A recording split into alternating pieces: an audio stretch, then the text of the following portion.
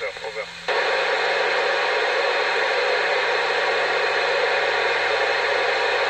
Bonjour Zoé, tu sais, on pourrait atterrir à peu près n'importe où sur Terre entre plus 50 et moins 50 de latitude, mais on choisit d'atterrir là où les gens nous attendent en fait. Un atterrissage, c'est un peu un rendez-vous avec les gens qui vont nous aider à sortir de la capsule, les médecins et tous les services qui vont nous aider à revenir sur Terre, over.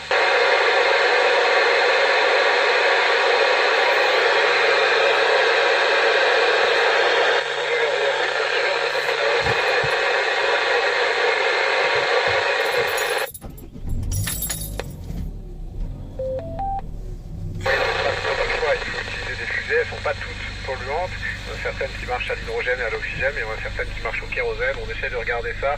On sait qu'au global, sur l'échelle de la planète, ça ne fait pas énormément de différence, mais on essaie quand même d'être un peu plus vertueux et de faire mieux pour le futur.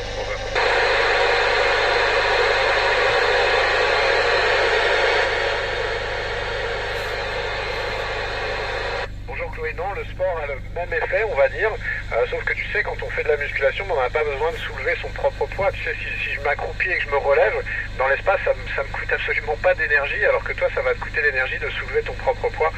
Donc il y a ces différences-là. Après, ce qui est différent surtout, c'est que dès que tu arrêtes de faire du sport, en fait, comme on flotte, on n'utilise pas notre corps pour marcher, pour se tenir debout, pour se tenir assis, et du coup, on récupère très très très vite. On peut faire du sport, 2 heures après, on est prêt à refaire du sport, over.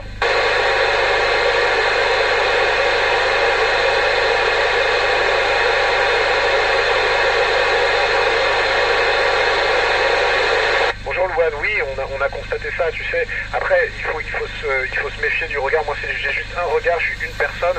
Ce qu'il faut, c'est vraiment des statistiques, c'est conclure scientifiquement. Donc pour ça, on a des satellites. Et on sait que les choses, malheureusement, vont pas de mieux en mieux. Ce qu'on a vu, nous, très clairement, c'est notamment les incendies qui augmentent en fréquence, en puissance l'été, et notamment aussi les tempêtes tropicales. On en voit de plus en plus, over.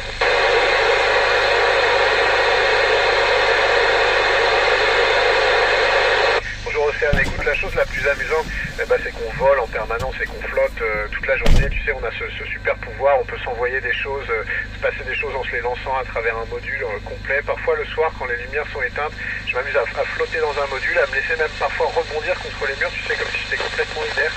Et c'est vraiment une sensation assez sympa. Voilà.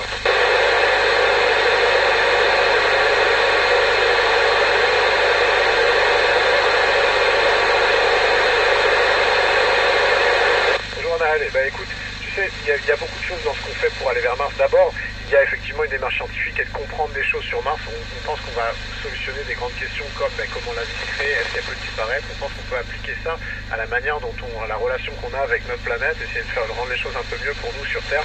Et puis tu sais, peut-être que demain, si l'espèce humaine continue de se multiplier, il faudra avoir un peu d'autres, justement pour pas utiliser trop les ressources de la Terre et l'amener à un point qui est pas gérable. Il faudra peut-être regarder ailleurs, mais pour l'instant on n'en est pas là. Pour l'instant tout ce qu'on veut faire, c'est de la découverte, de la recherche, et on parle pas vraiment d'aller coloniser d'autres planètes, over.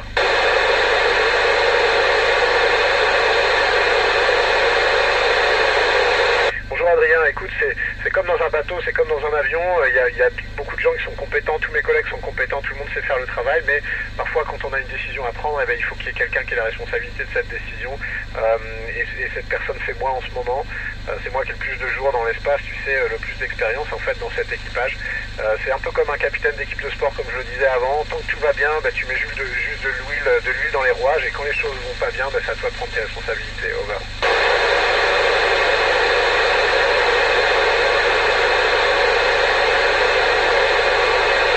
Clémence, écoute, je pense surtout que la question se posera jamais. Je pense qu'on va, j'espère, je le souhaite, mais en même temps je le crois, qu'on va arriver à rendre notre planète habitable et à ne pas la rendre inhabitable. Une fois qu'on aura géré ce problème-là, qui est la priorité, ensuite on regardera ce qu'on peut faire sur Mars. Mais encore une fois, l'idée c'est d'aller apprendre beaucoup de choses. Mars, c'est pas un plan B pour la Terre, c'est pas comme ça qu'on le voit. Over.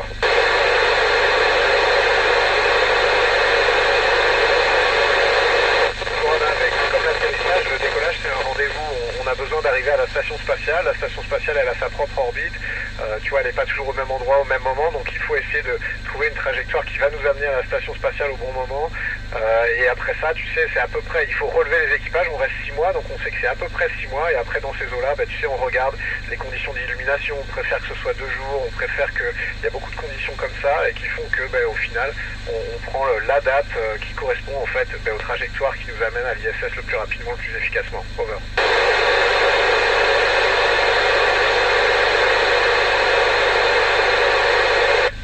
bah écoute, il y a plusieurs choses. Déjà, on a un peu mal partout parce que cette armure, ce scaphandre métallique qu'on porte sur nous, bah, c'est pas le truc le plus confortable et on va beaucoup travailler, notamment avec les bras, les épaules, les mains, le haut du corps, donc on est un peu fatigué.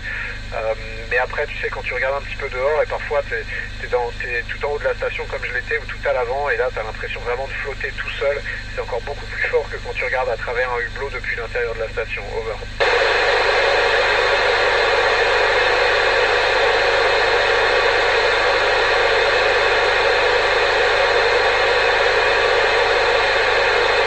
On n'a pas trouvé de variété de graines qu'on peut faire pousser sans terre, enfin du moins pas des différentes de celles qu'on a sur Terre. Tu sais, sur Terre, tu peux déjà arriver à faire pousser des graines sans terre vraiment. Il y a notamment des activités qui s'appellent l'aquaponie ou l'hydroponie où les plantes poussent un peu dans l'eau, du moment qu'elles ont les minéraux nécessaires pour pousser. Écoute, on va essayer de faire ça aussi à bord de l'ISS, et puis on va trouver des solutions. C'est pas forcément de la terre, ça peut être un substrat, ça peut être un peu comme du coton, des choses comme ça. Du moment qu'on leur amène des nutriments, de l'eau et tout ce dont elles ont besoin pour croître, on peut le faire à bord de l'ISS. Over.